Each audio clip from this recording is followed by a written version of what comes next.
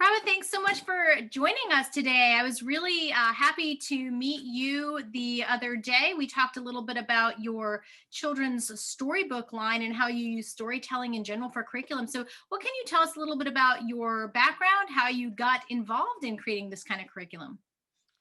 Thank you, Shauna. And thank you, Kevin and Shauna, for giving me this opportunity. I appreciate it. And it's been great to know you guys. But regarding my background, so I'm from India, from a small town called Pondicherry.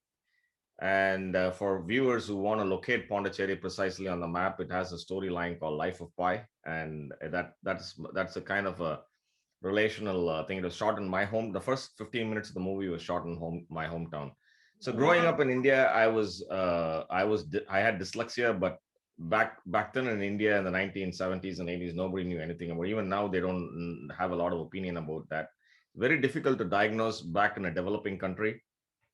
So I just dropped out of school and didn't do well in school, and really didn't have a lot of adulthood too. Just basically staying with my parents, and then I ended up coming to I took engineering as a program in India and computer science. And what fascinated me was the human brain, and I want to understand my own brain. So I ended up coming to Canada to pursue a career in neuroscience, and thus I became a neuroscientist. And while I came to Canada, I realized that I was a visual learner because back in India, you don't get these colored textbooks, but here you got a lot of these. Everything is visual, extremely visual, right from textbooks to all kinds of aids you use for learning. And I then realized that I was a visual learner, and anything pictorial actually comes in easy for me to understand. And I'm a photo, and everything stays in memory from then. I have a daughter who went to kindergarten a few years ago, and she has similar problems. And I thought to myself, I had an idea about writing stories for children to help visual learners, and why not I start here? And that's when I that was she was my inspiration to write stories. So I created characters called Pumpus the Pumpkin and his pals, Philbin and Filberta. They are I want to make it as cute as possible.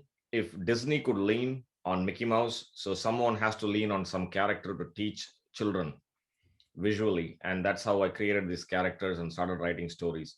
But the stories were all geared for children who had special learning disabilities like dyslexia or dysgraphia, if you will. And I just wrote stories and started reading them to the children, and it came to my mind, why not I convert this into a business opportunity to really help children?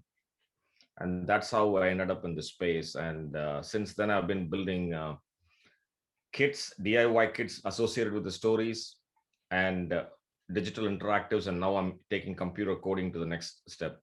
Fundamentally, the crux of this entire axis of this business idea of this helping children is based off of storytelling. Storytelling is a very powerful vector.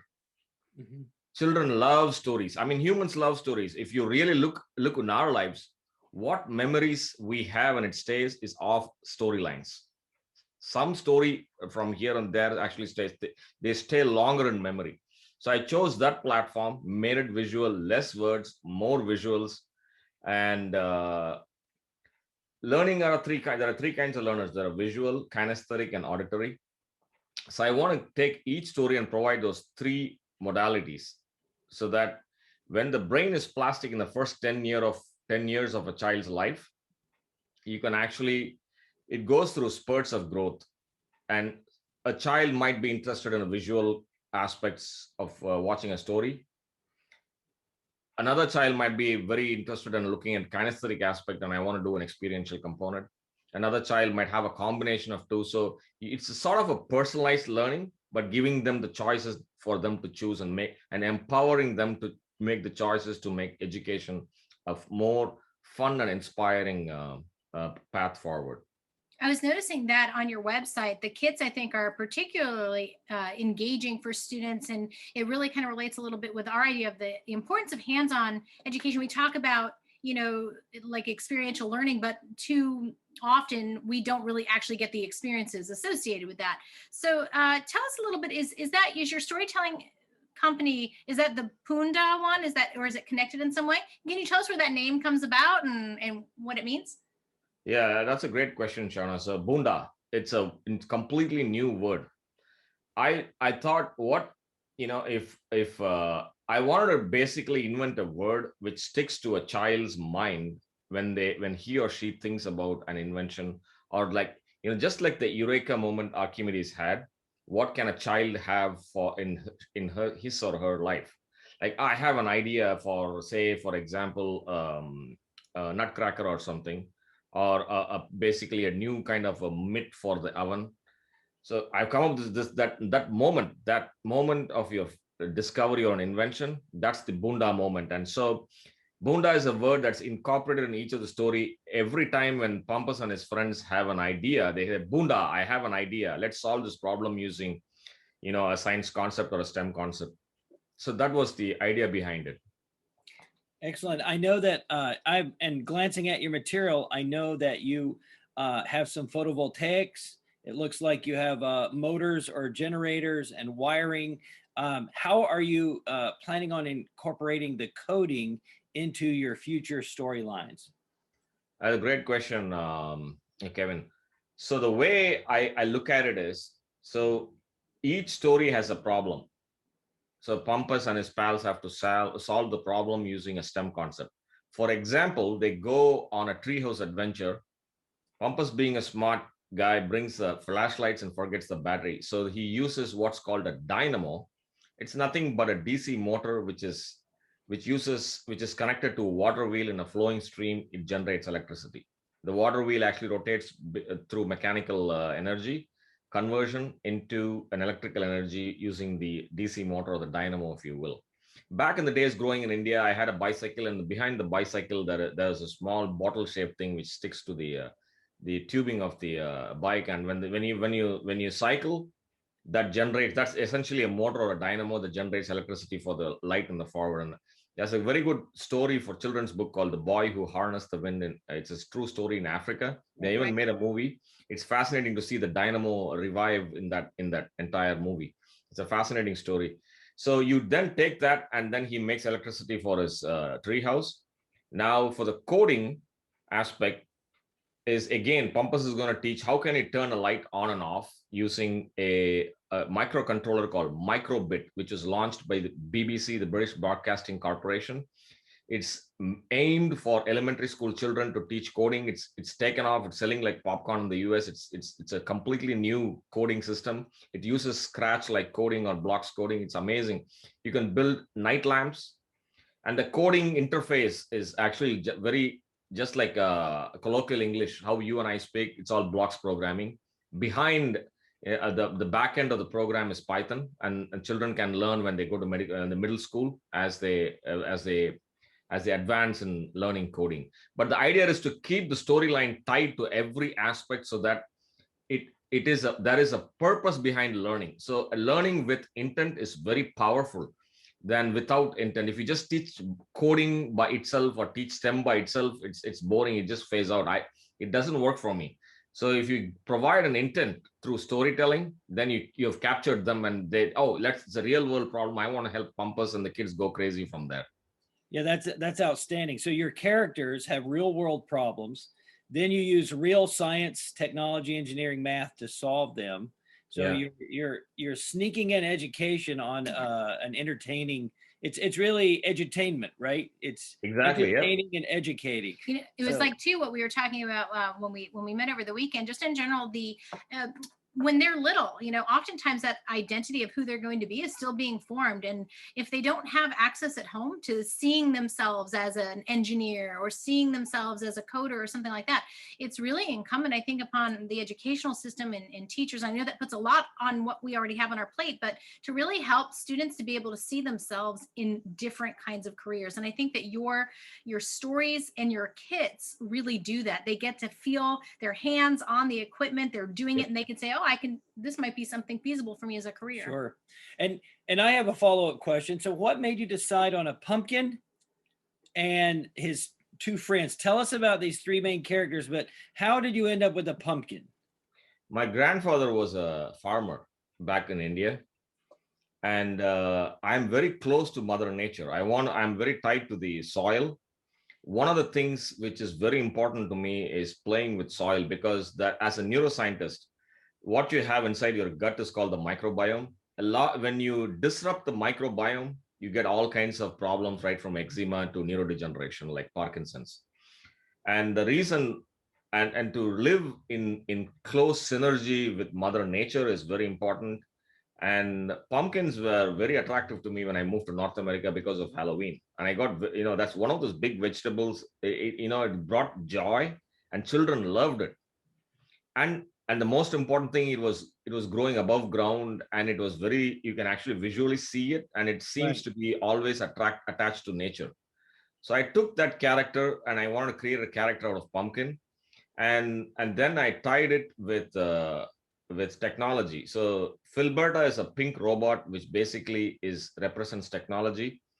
Okay. Pumpus represents science, if you will, and Filbin, the garbage can, represents recycling.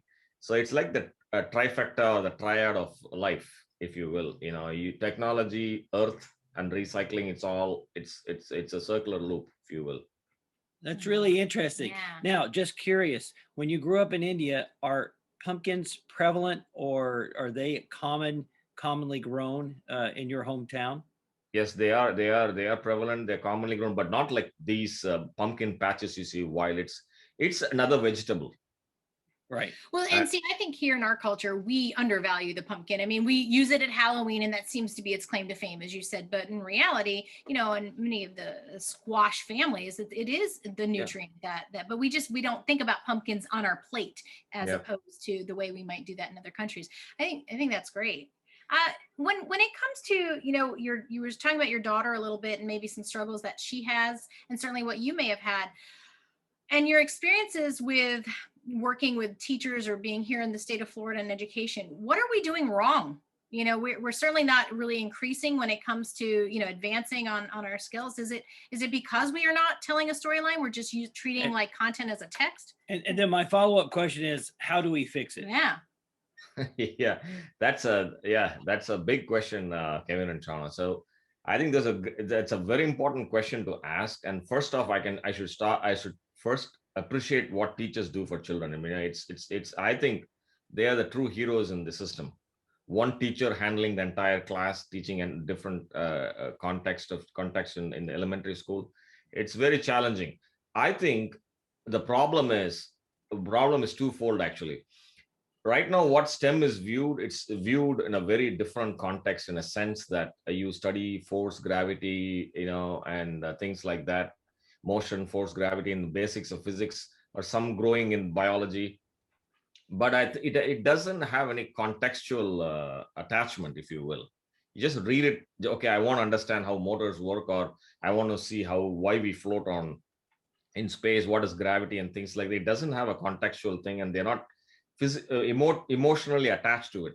So so if you want to teach them anything, right, from washing your hands to playing with soil, it's the only way is through stories. You tell them a story, and then what you do is, I want the moment, and if it has attractive characters, you got them emotionally connected. Then you start sneaking in stuff. But the problem is when you bring in STEM concept, right? So the teacher is not completely trained in all the STEM, and then one cannot be a know all of everything. So the books, the stories have to really have aids for the teachers, and the supplements could be from as a workbook, or visuals like a YouTube video or a read along story, and interactives to play around. Like, for example, conductors versus insulators, what we created, or today's weather. What would you design a circuit based on today's weather, kind of thing. And I think that professionally, you got to also train the teachers and provide them the right resource, and provide them the right confidence. And the problem with when you bringing coding to schools is, the teachers will most of the time encounter the fact that they will supersede the teachers. The young children, the brain is amazingly curious, and they're very tuned for tinkering. They pick up concept, and we should not fear, as a society should not fear providing them complex concepts. Because in Asia, if you take a fourth grader here in the US versus a fourth grader in Asia and Singapore, India, or China, it's completely different, totally different. I think they are way ahead. but they are more on GPS centric, and I think we should bring more creativity into this, and I think they'll flourish here if we provide a support for the teachers and provide the right tools for the teachers and right education. I think it will probably be the best way to move things forward. You know, right. Kevin, I'm thinking when we were in China, we were in Beijing for a space settlement contest there representing the United States. And we were asked to speak on an educators panel there. And it sounded very similar to what you were sharing there. And that is that they outrank us when it comes as far as being able content, they're beyond. But what they lack in their educational system is that creativity. And we seem to be so focused on the idea of like, just, we'll all do what we have to do to get by. It's like we've fallen short with delivering the content in a creative way, even though that seems to be what we're supposed to be well known for. And I think, too, you kind of suggested that what is also lacking, in addition to creating a storyline for those younger children, we're not really making it relevant as they go through school. So if they're not seeing those connections where it starts as a story when they're much younger, to see how it can actually, those hands-on manipulatives and actually creating and becoming that, STEM professional of the future, doesn't seem relevant until they see how it works in the real world. So I think that what you've done there is created that real world element.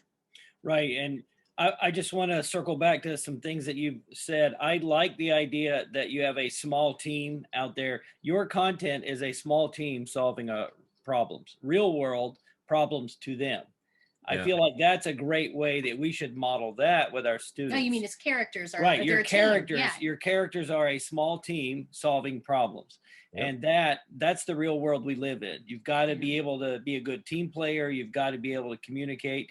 I also can appreciate my colleague, and I know we can appreciate when you have a room full of kids and you have different learning modalities. One of the first things you have to figure out is how do you reach everyone, or how do you figure out or help? Actually, I think the best thing is to help the student figure out what is their learning modality, what is their happy place, and then let them run as fast as they can in their happy place. I think I'm mostly visual, but I remember today a ninth grade history teacher that told such wonderful stories. I just remembered his stories, right? So I don't think we're all 100% one way or another, but I do think that each kid, you're right, they've got to find what is their best way to learn and then give them that content. So whenever if we can find teachers and give them enough tools where the student can choose from the toolkit and still learn the same content, I think that would be even better. Well, I think that you're right. That's what's lacking too. I mean, having been a teacher in both the public and the private sector, it's one thing to be able to say we have to teach this particular unit, but then the teacher is expected to augment beyond what is given to them in a textbook. And I think that that's where these activities come into play. And there's really nothing that's cohesive from what I've seen that says for all the you have to kind of do the background work and do it yourself. So it's good that it's all in one place. Right. So what are your plans for your characters? Are you able to share with our audience your storyline of is it Philbin, Philberta, and Pumpus? What adventures do you see them coming up in the near future that your clients or our listeners might be interested in learning more about? So we have the first book I launched is called Pumpus is a Glowing Idea. They go on a camping adventure on Halloween. He brings everything and he forgets the matchstick. So while going to the campsite, they use a compass and a map to navigate. And the book teaches friction. How do you make fire? And the kit is using the real compass and a map to learn skills, navigation skills. And the coding aspects is how can you program a compass using a microbit. Second story is Flowing Idea. They go on a treehouse adventure, brings the flashlight, forgets the batteries. So he uses a dynamo and a water wheel to make electricity.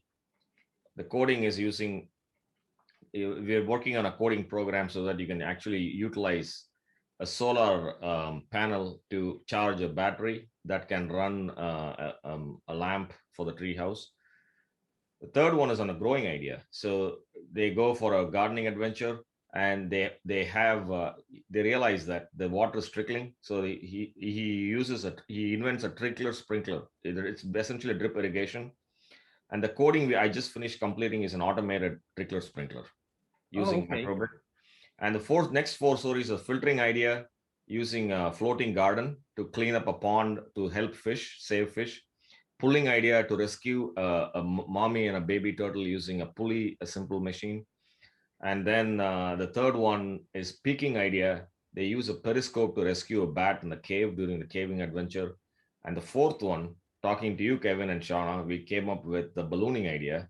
And we really want to collaborate with you guys. I think I see it's amazing how you can actually bring a lot of stuff, learning about the atmosphere of the Earth and navigation to some extent, and with a lot of data analysis. And data analysis that's the key, that's the future, and that's going to differentiate between US and the rest of the world. Who's going to win? The power of data and the ability to analyze. And you have to inject that information into students in elementary school while the brain is plastic. So you planted the seed. That's what I call it. You need roots to grow stem. Yeah. Middle school, you fertilize the plant, and then high school off they go for the fruition. Yeah. Right. I love too that your characters, just listening and you kind of recap the plot line. I love that the characters are somewhat flawed. Like, he's brilliant, but he forgets this. And that's something everyone can relate to, right? Yeah. Also, solving a problem begins with knowing what you have and what you need and trying to, accommodate or use brain power to make up at least for a lack of planning or, your circumstances. So I think these are great. You partner with an illustrator, is that correct? Because I've seen some of your artwork and it's fantastic. So how long have you known the illustrator that's working with you, and what's the way that you partner? Do you set up storyboards, or do you just tell the story and he's an auditory learner and then he turns it into the images? Essentially, I write the stories, and I'm very particular about the color because I grew up with a series called Adventures of Tintin. The color is amazing. It's outstanding, and that's one thing I kept reading over and over and again. Even today I read it, and the reason is I don't know why. There's a series of picture graphic novel or comic books, if you will. I think it's a STEM, but definitely STEM. But that color, I wanted to capture it, and I interviewed a lot of illustrators, and I found Jack Spellman here in who lives in Gainesville, and he did the first two books, and then I found Heather, who did the third book, and they are brilliant in their space. And I'm looking for another couple of illustrators to get to that same kind of level with some different spin-off for the next four stories. But that was very important to me to throw those colors, and immediately the children picked on it. They were grabbed. The attention was completely grabbed on. Right. You remind me of a story. About 10 years ago, I went to a university with my previous job at the Science Foundation, and they were talking about how to recruit kids for welding. And one of the companies had made a beautiful, I guess they call them graphic novels. I called it a comic book, but it was Iron Man. It was the Marvel character Iron Man and it was an entire story about welding and the importance of welding and Iron Man. And I thought, oh my goodness, I don't know about the getting the permissions for that character, but when you have that kind of well-known character and you can link it to a career field, I'm thinking that's how you get young people excited about, a certain, in this case, it was specifically welding, because these welders, that's a very important skilled trade. Those guys, those folks, welders, make good money. They're needed, right? We're constantly building and recycling things. And I think about the shipyard, you're building ships or taking them apart, right? And but anyway, I just was thinking about your graphic novel is very powerful for the visual learners and the kind of characters you make. Yeah, the welding is a great example. You can actually build a human skeleton and explain to them how different joints work. Mm-hmm. Yes. I actually want to ask a question similar, like not just with how you work as a human with other people in your team, but going back to your actual kids. So so it sounds like you have a story, and then the story either comes with these accessories. So how do you put together the kits? Do you have to go and buy all this individually? And then that seems so time consuming. How do you get the kits? It is actually, that's a great question, Sean. It's very time consuming because every kit has to cater to the specific, right? But if I ended up searching for a dynamo and a water wheel, I ended up finding a lot of these resources in Asia. I don't know why, but then when I started inquiring why, it appears that it's already embedded in the school system, and we're Oh, already trailing behind. Yes, wow. I did some work with solar panels on some emulators for our CubeSats, and the best little 10 by 10 centimeter, solar panel was like $3. And they're, Yeah. of course, they're all made in China because that's where all the low cost manufacturing is. And it wasn't a matter of me wanting to choose American. It was a matter of this is how I can build a kit for my kids to do this work on the budget that I have. Well, right. So you go to a website, probably something like an Alibaba or something like that, and you're able to buy any number of things to bring back to create these kits. And I'm assuming that, I think that's going to be the wave of how this gets done. And it's sad to hear that they're already leaps and bounds ahead of us in other countries. When we have all of the resources at our hands, we're just stuck in this ethnocentric idea about what education is supposed to look like. Yeah, I'm actually working hard to try to convince the school system here, but I'm almost given up. Yeah. And I think one of the business models I'm actually exploring is taking them back to India and China, because I think the penetration is very hard. And I don't think they see this importance, because generations of scientists and engineers are just dropping out of this STEM space. It's not a good time right now. I think they should look into different companies and start looking at the different novel technologies coming in and start incorporating. Like, I believe that the satellite communication has to be part of the elementary and middle school system. That's no question about the entire K through 12. Yeah. Well, we start so late, right? We just expect, university, and that's where it's at. And that's one of the things, like, I think Kevin was instrumental in getting, middle school kids out there. It was unheard of for what they were doing, but we just treat kids as like, oh, they're not able. Let's just go ahead and coddle them. We just do it backwards here, completely. I think some of the areas that we've got to do better, or we're going to really have existential survival issues, sustainable agriculture, as we fill the surface of the earth, clean air, clean water, microplastics. And then you think about technologies like blockchain and AI and cybersecurity and satellites. These are where I think our future STEM workforce is heading. Right? That's no question about it, Kevin. You've actually nailed it in the coffin. It's very important that we focus on this.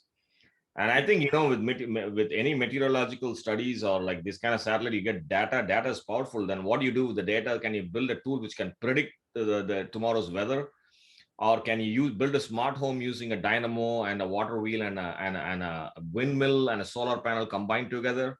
Can alternate sources of energy, renewable forms of energy? Can we coexist with nature? All this is very important, extremely important. And see, I'm a visual teacher, and I'm a visual learner, and I think most of us teach the way in our happy place, right? And that, I think a kid using Excel as early as possible is important, because you can take a bunch of numbers, turn it into a graph, and then you can talk about trends and patterns and understanding. Right now you're beyond the data and you're looking at intelligence and wisdom and the synthesis of new information. That's where I think that I know that my last experiences with kids, I started with them in the 6th grade, but they really need that in the 3rd and 4th grade. Absolutely. We just don't start early enough.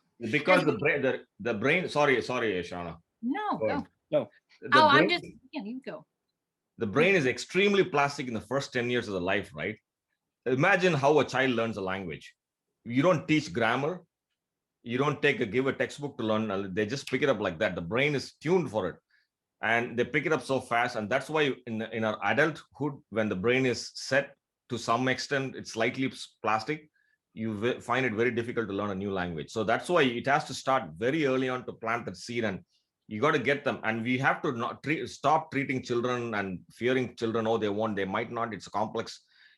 For dynamo, my family said, dynamo is too complex. Why can't you teach a 6-year-old dynamo? But apparently, when I started reading it, they just picked up and they started bombarding me with questions.